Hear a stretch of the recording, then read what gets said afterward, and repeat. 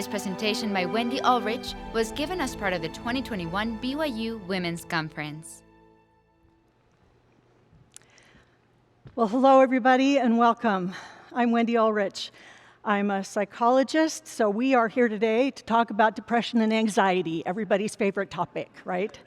I really am delighted to be with you. Today we actually are going to be talking about what we can do to help people who are struggling with mental and emotional challenges in life and how we can be helpful to them.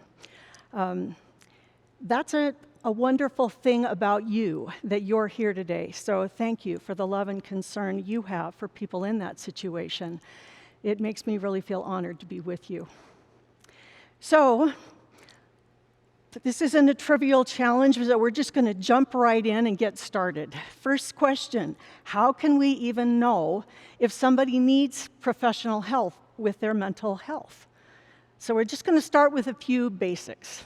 First question is, do they have troubling emotions, like a lot of worry or depression or anger or shame, or troubling ideas, like thinking they're getting secret messages through the radio, or they have cancer when they really don't, or are they having unexplained physical symptoms, like a lot of headaches or trouble sleeping, or nausea for no reason, or passing out all the time, or difficulty concentrating or paying attention? Second question is this a consistent pattern? Is it something that's been going on for a long time? Or if it's not a consistent pattern, has it been going on for at least a few weeks? And then, and this one's really important, does it interfere with their functioning in life? Is it making it hard for them at school or at work or with friends? Is it difficult in their relationships? And all of the above don't even matter if they've got the fourth one, which is, are they a threat to themselves or to others? So those are the patterns we're going to be looking for in people around us to sort of ask ourselves the question, what's going on? Depending on a relationship with a person, we may or may not even notice all these things, and we don't have to sort out what they might mean anyway. But they do help us to kind of know what to look for. And depending on whether that person is a child, a teen, or an adult, we may respond in different ways. So we're going to talk today about each of those three groups of people that we might be dealing with, a child, a teen, or an adult, okay? So what if a person is experiencing these things who is a child? Maybe you're the mom, or the teacher, or the primary teacher, or whatever that might be. Let's say this is Elizabeth we're going to talk about. She's your daughter, let's say. She's 7. She's in 2nd grade. She's a delightful girl who usually loves life and loves to learn, but more and more she seems to be sort of in her own world. She's been complaining a lot about hating school. She seems kind of addicted to screens. She's trying to finish her homework or piano practice or chores, but she doesn't, and it's just driving you crazy because she just floats off. She makes a mess. You don't know what's going on with her. She's doodling. She's just kind of in her own world. And even her 5-year-old sister seems to be able to focus better than 7-year-old Elizabeth. So you've talked to her teacher a little bit, and her teacher says, she doesn't turn in her homework. And I find it sometimes, and it's even done, and she doesn't turn it in. She needs a lot of reminders to stay on task. She blurts things out sometimes that make the other kids really laugh at her, and I can tell it embarrasses her, but she doesn't seem to get what's going on. So let's look at those basic questions we started with. Is Elizabeth going to need some kind of professional help? Does she have troubling emotions, troubling ideas, unexplained physical symptoms? No physical symptoms really, but something's going on here that we're not quite sure what's happening. It's more so lately that she's sort of withdrawn, unhappy, but the biggest issue is kind of a consistent pattern of trouble paying attention and staying on task, even more than her little sister. So it's getting in the way of her functioning well at school, at home, and with friends. And fortunately, she's not a threat to anybody but the family dog, but there's a pretty big range of normal children's personalities and skills. But Elizabeth is checking some boxes here, and her teacher has noticed as well. That's really important information because teachers have a better sort of scale for what's normal for children. They have a kind of a range in their head of what to expect from a 7-year-old, and she's kind of saying, I'm a little worried here.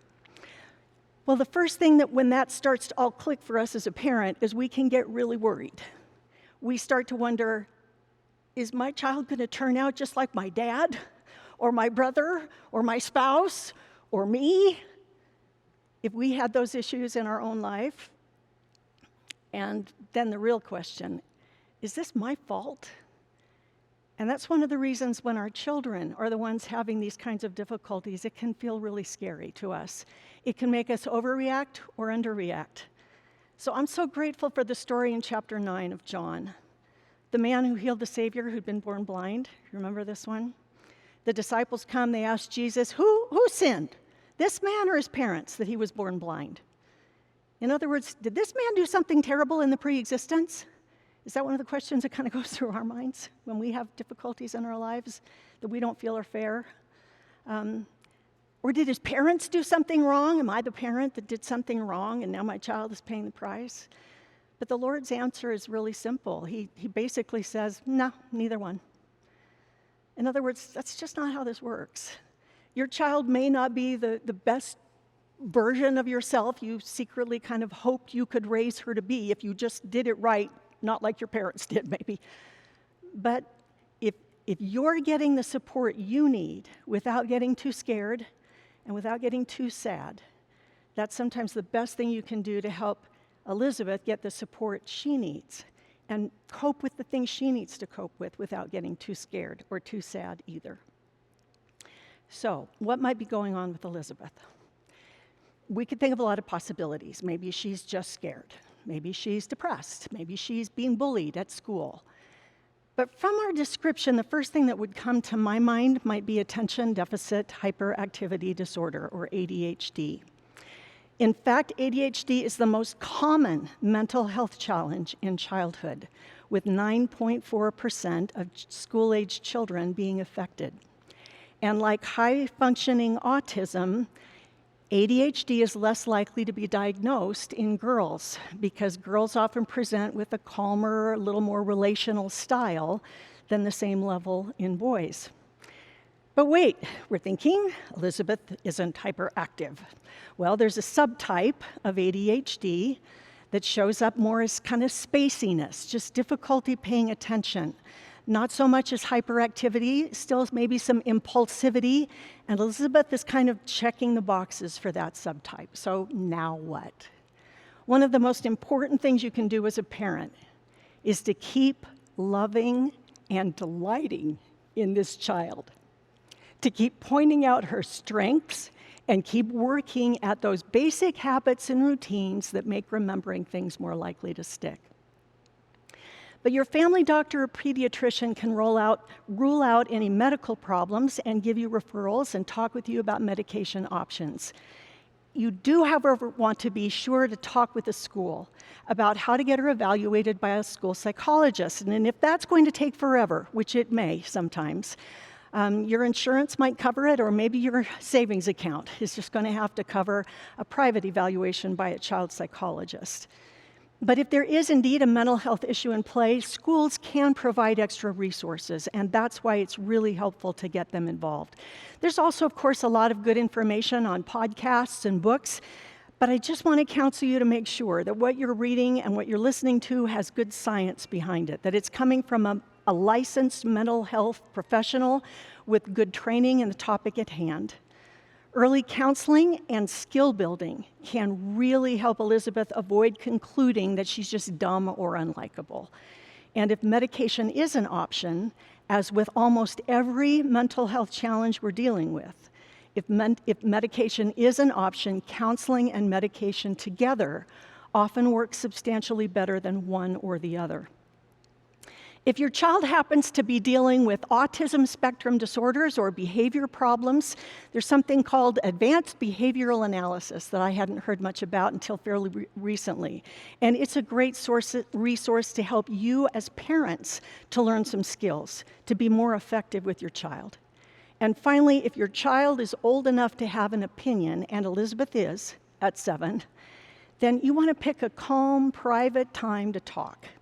So I'm going to ask for a volunteer to be Elizabeth for a few minutes so I can show you what that might look like. Sister Aburto, you'll be perfect. Come on up here. Sister Aburto is going to be our 7-year-old Elizabeth for a few minutes. Oops, I dropped something. Elizabeth, have a seat, sweetheart. Thank you so much. I just wanted to say I saw you helping your brother with that puzzle just now. You're such a great big sister, honey, and I so appreciate all you do to help around the house and to help him. You're so kind to him. Thanks, Mom. Oh, I love you. I love you, I too. just wanted to talk to you for a minute today, honey. I've just heard you say a lot lately that you don't like school. Yeah, I just don't like school. Can you tell me what's going on a little bit, or do you know what you don't like about it? No, I don't know. Okay.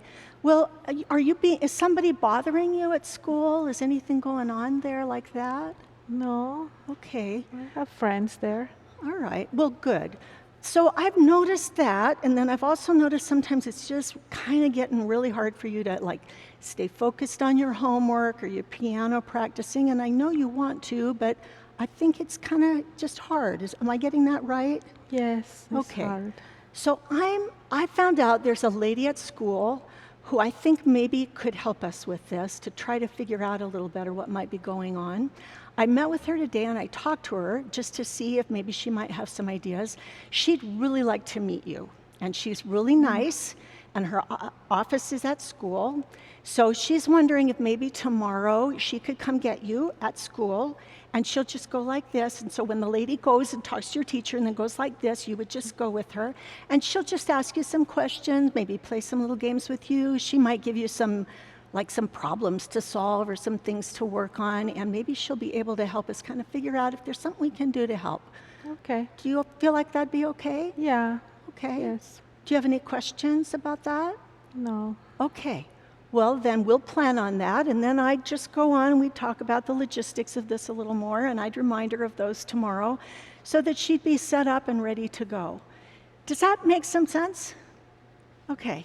So anything about that was helpful, or how did you feel in that conversation if you put yourself in Elizabeth's shoes for a minute? Well, you are really, you made me feel loved. Okay. You are worried about me, and then you prepared me to meet that person that I don't know. Okay. It's a stranger, and you told me that she is going to be nice to me, and you prepared me for that. Okay. Is there anything else you can think of that I could have done that might have helped a little more? No. Not right offhand? No. Okay. I'll ask you to think about that question as well, because you will know your own child and your own strengths, and maybe there's some things that come to mind that would be like, yeah, I wish she'd sort of said that. That would have helped me more. But that's kind of the idea of what it looks like. Thank you, Sister Aburto. I'm so glad very, I was very able to much. help. I really appreciate your help. So that's kind of the idea, that we're just trying to have a little conversation that says, I've noticed some things. 1, how do you feel about it? 2, let them talk. Am I getting it right? I've got some ideas. What do you think? With the child, that would be a very appropriate way to do things. As kids get older, it gets a little more complicated, doesn't it? Because if Sister Aburto at 7 says, I don't want to do this, Mom, I kind of just say, well, honey, I know, but we really need to. At 17, that might not work. At 37, it probably won't. So let's look at how these same principles kind of might apply with a teenager, because teenagers are a bit of a different ballgame, aren't they? Let's say this is Johnny. Johnny's 17, he's starting his senior year. Johnny's always been very responsible about school. He's a kind-hearted person. He's a good athlete.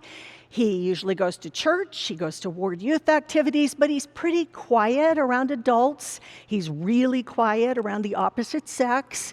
He seems kind of desperate lately to get out of giving talks in church or at school, and he absolutely refuses to go to scout camp anymore. To stake dances, to EFY. He has no interest in that.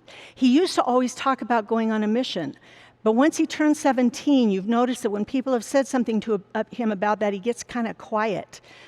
He seems to have changed his mind. And as a mom, of course, you're trying to help him along. So you get the brilliant idea.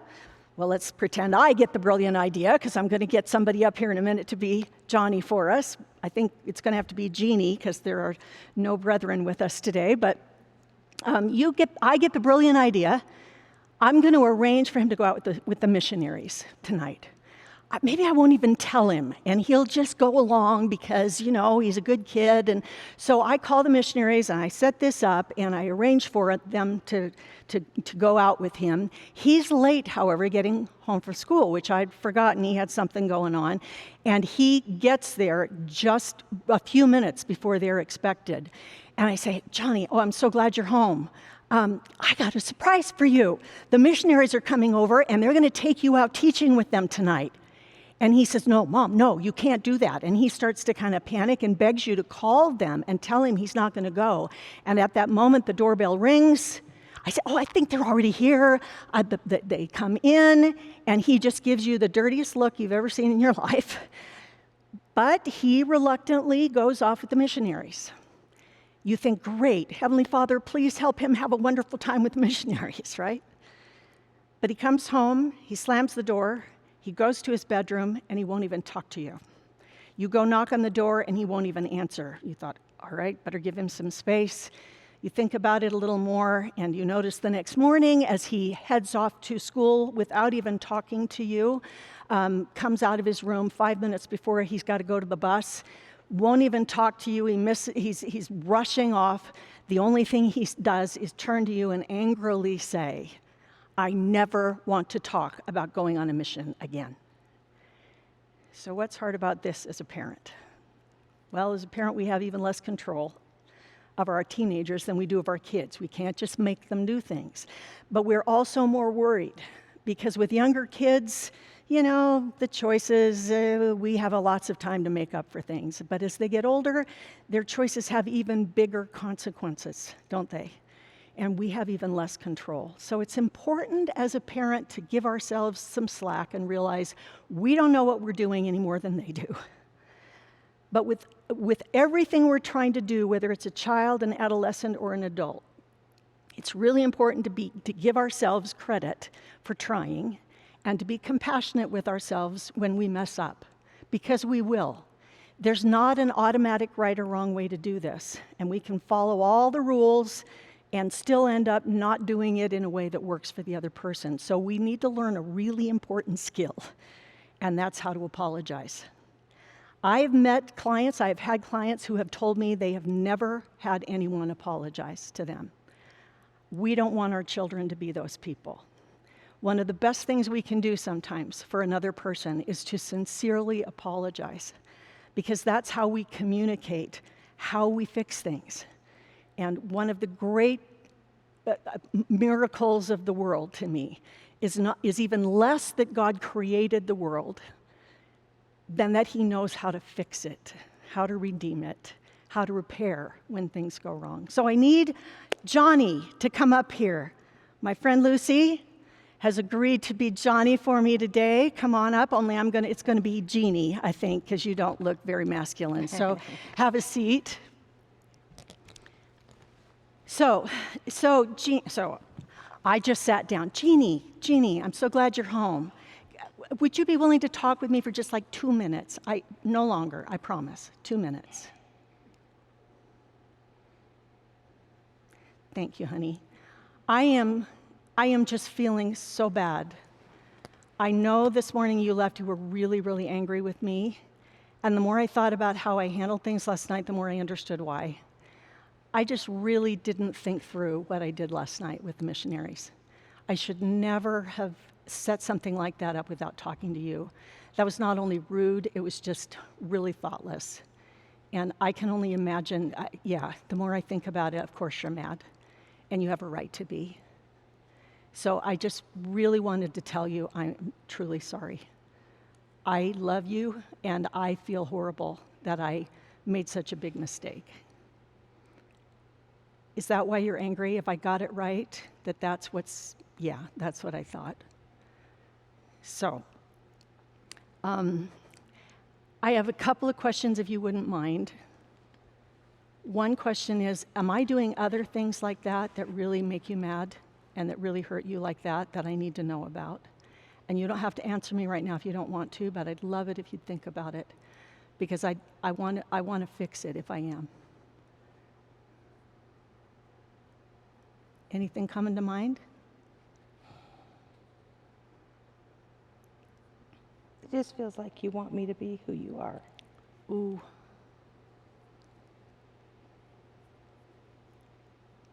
Well, thank you for telling me that. I really appreciate the trust and the courage that took to tell me that. And let me just tell you, sweetheart, I don't want you to be like I am. I just want you to be you. You are an amazing human being, and I love you with all my heart. I'm kind of new at this parenting stuff, and you're kind of new at being you. And so we're going to make mistakes sometimes. And I made a mistake last night. And if I ever make that mistake again, I won't promise this across the board, but if I ever make that mistake again of doing something like that without talking to you first, you have permission to ground me for a week. Does that sound okay? Okay. Okay. All right. All right. I mean it. Okay. All right. Sounds good. Is there anything I can do to make this up to you? No, I just don't know what I'm doing right now. I'm trying to figure it out. That's hard, isn't it? Yeah. Yeah. So you've got some big decisions coming up. You've got some things you're trying to work on. I know you always plan to go on a mission. Maybe you're thinking right now, maybe that's not for you. Maybe that's not where you Mom, belong. I don't want to talk about that right now. Okay, that's fine. No problem. But if you ever do want to talk about it, I want you to know you can trust me to just listen. I really will try to do that. Okay. Okay. I said 2 minutes, so I'll keep my word. I love you, sweetie. Thank you. Thanks. Okay. Thanks, Mom.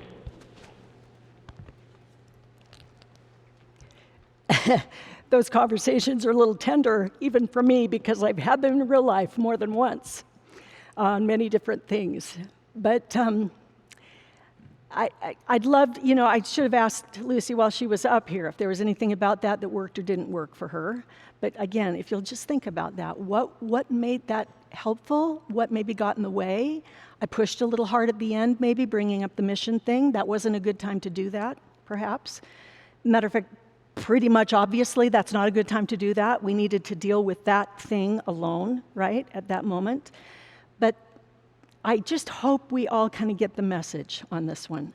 If we can let the other person know we are trying to understand what they feel, and we are trying to take responsibility for our behavior that might have caused that, it goes a long way. That doesn't mean we just excuse horrible behavior. Hers wasn't horrible behavior. There's a time to say, I know you were really upset, but we have some things to talk about how we're going to handle when we're really upset. That's okay to do. And it doesn't mean that you become a martyr. I am a terrible parent, and I am such a horrible human being, and I am so sorry. Because what does that do? It makes it about you, right? And not about them and their feelings. So we're trying to empathize with the feeling, be curious about more. Tell me more about that if you can. This is what I think went wrong. Am I getting it right? Is there anything more I need to understand about this? Okay, what can I do to make it right? What can we do to make sure this doesn't happen again if we can? Those are some steps that aren't just effective with teenagers. They work with 7-year-olds too. And I'm not trying to say they work as in I'm trying to control their behavior. I'm trying to live my values, right, as a human being. That when I do something that I know has been hurtful to somebody else, I want to take responsibility and let them know I care and I'm sorry. Because those are the values that are important to me to model for the people I love and to be a sign to my Heavenly Father of who I'm trying to be. So let's go back to our basic questions for Johnny or Jeannie. Has he been more withdrawn? Is he unhappy, irritable, anxious for a while now? Yeah, seems really anxious, kind of withdrawing a lot. Is he having physical symptoms? Not so much that we're aware of, but are his emotions getting in his way at school, at work, in relationships? Yeah, it seems to be that they are. And adults don't always notice nice kids' emotions, so we may not pick that up, but let's give it a try to sort of pay attention.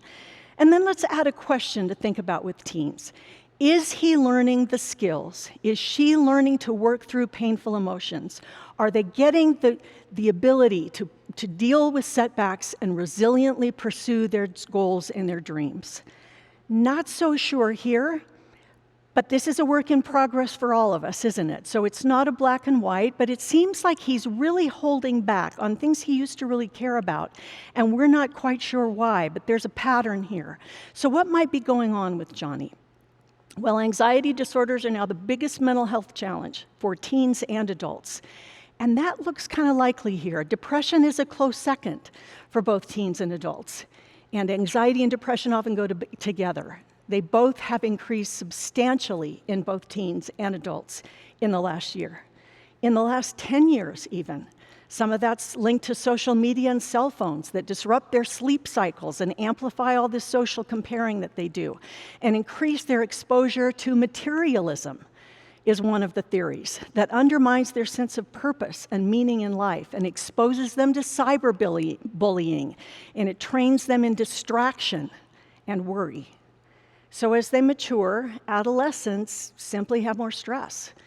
And they're more accessible to all these self-medicating screens and substances and other things that can become addicting over time and interfere with learning healthy coping skills and resilience.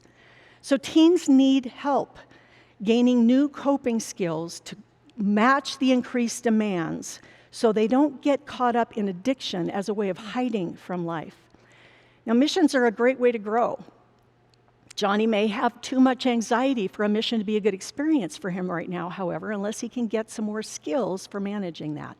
And some counseling now may really help. Eventually, we may be looking at a 3-month trial mission or a service mission for him. Those might be options that would be better. But sending kids off into the mission field thinking that's going to fix them is usually not such a good idea. Why? What happens to demands when they go on a mission? What happens to the resources they're used to drawing on, like friends and family and going to movies and going for a walk whenever they want and watching TV, right? So we're trying to help them now learn other skills that will help them cope with those increased demands in new ways that will be ready for them, not just waiting for the mission to get all those things going for them when it maybe is too late. So how could you talk this over with Johnny? At a calm time, when things are going okay. Maybe a drive or a walk is usually a great time with a young adult to bring up what you've observed. Things like he avoids giving talks, he's not talking to adults, he's not meeting new people, and you want to be 3 things. If you don't remember anything else I said today, write down these 3 words. You want to be calm, you want to be curious, you want to be compassionate.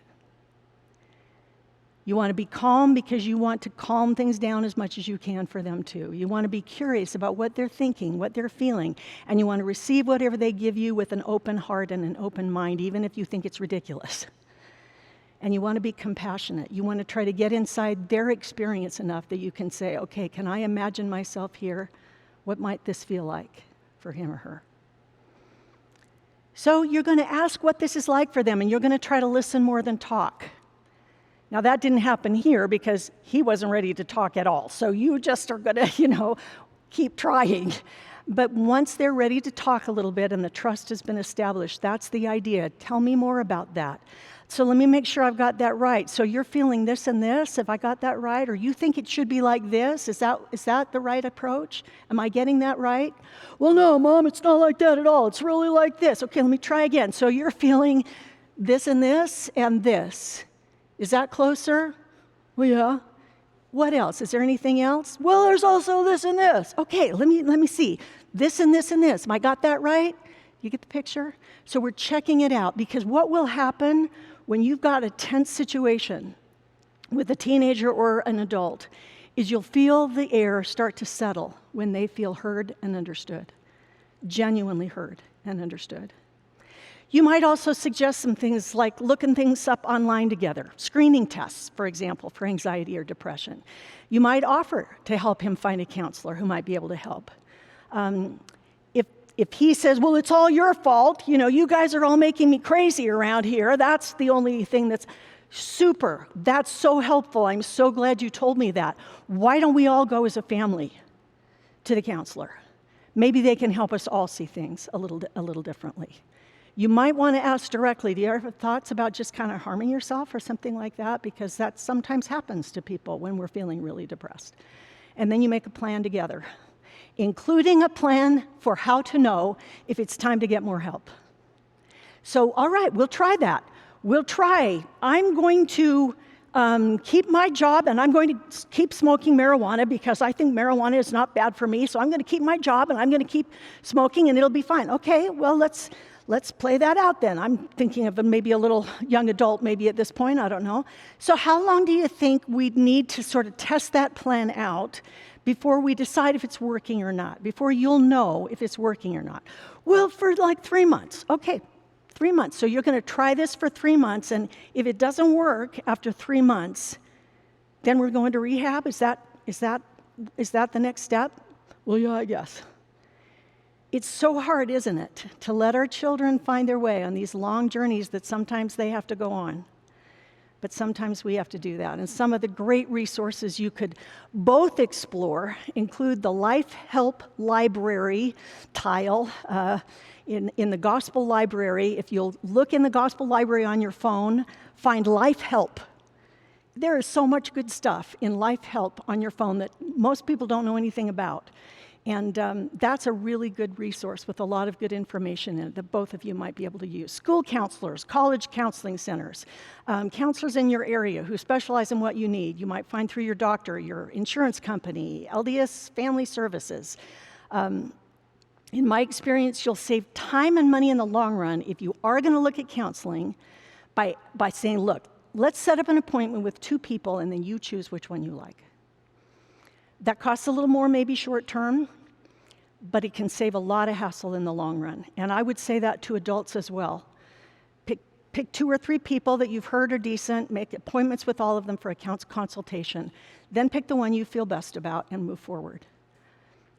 You can also, when money is tight, ask a counselor to give you all their best ideas in 3 sessions. Just say, I've only got money to pay for 3 sessions. Can I come in and tell you what's going on? Will you give me all your best recommendations in 3 sessions? Counselors will do that. I know they're hard to get into these days. So get on a waiting list if you need to before it's a crisis, if you can kind of sense that's what's going on. And meanwhile, keep reading, keep talking, keep listening. And of course, if suicide is a threat, take your teen to a local ER. Now, all of that is actually great background for helping an adult as well. A sibling, a spouse, a parent, a friend, a ward member you minister to, someone you counsel as a Relief Society president. All the responsibilities and challenges of life keep going up. The demands keep going up as these people grow into adulthood. And the complications and dangers that come with mental health and relational challenges also become more costly, more difficult.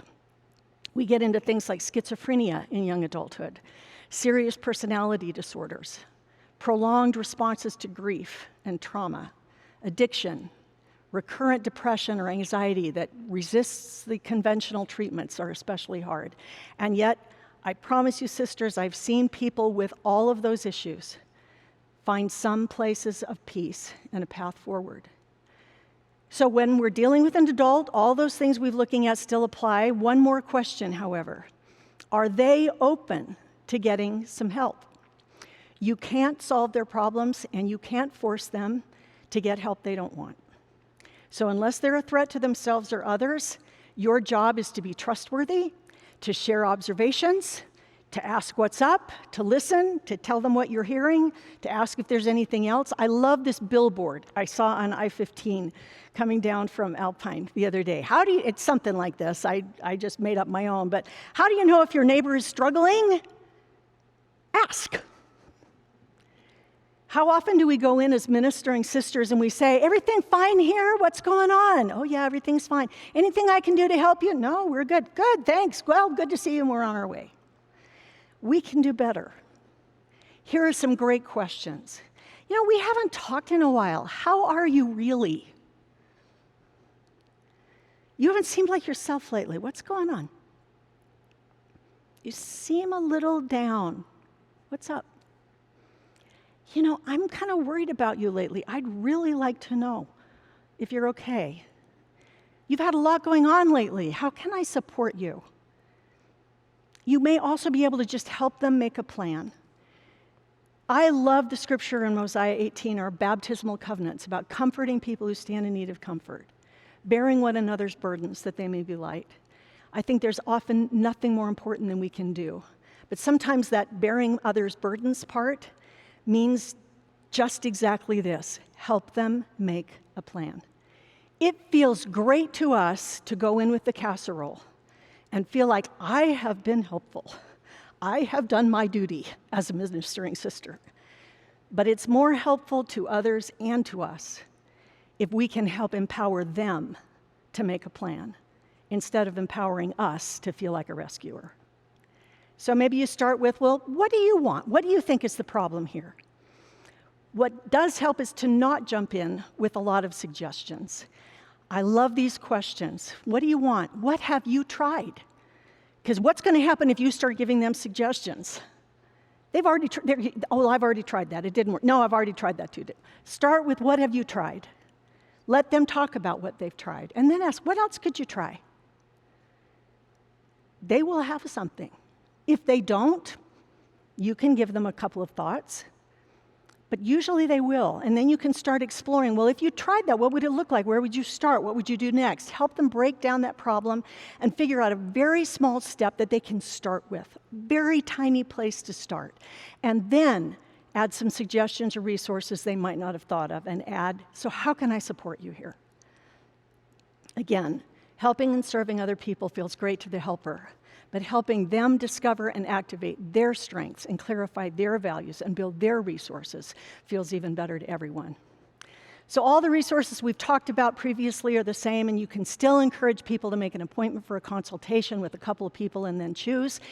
If you've got a family member or a friend with serious mental illness, NAMI, N-A-M-I, the National Alliance on Mental Illness, can be helpful not only to them, but to you as a family member. Utah has a great branch. Other places do as well. You can also search counseling resources at churchofjesuschrist.org, and it has a lot of great ideas. I can get frustrated searching things on churchofjesuschrist.org sometimes. This one works. If you search counseling resources, it will pop right up. That's a great resource for ministering sisters and for Relief Society presidents as well. And, of course, if someone is alluding to suicide, ask directly about it. The National Suicide Hotline, 1-800-273-TALK, will connect you to your local resources. And if you can't reach someone, call 911. Let me end by saying thank you, sisters. President Nelson has reminded us that we live in troubling times, but in troubling times, our impact can often be even greater when we are there for someone at a difficult hour. So thank you for all the good you do in the world. Some of the most capable people I know are struggling with the level of uncertainty around us lately. And those who are already compromised by mental health challenges may be feeling them even more deeply.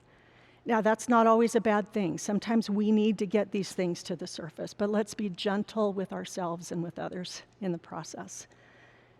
So we're going to replace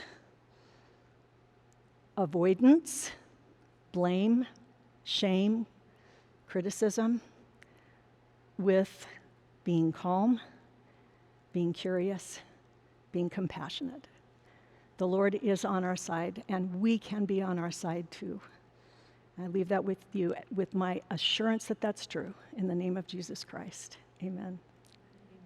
Thank you.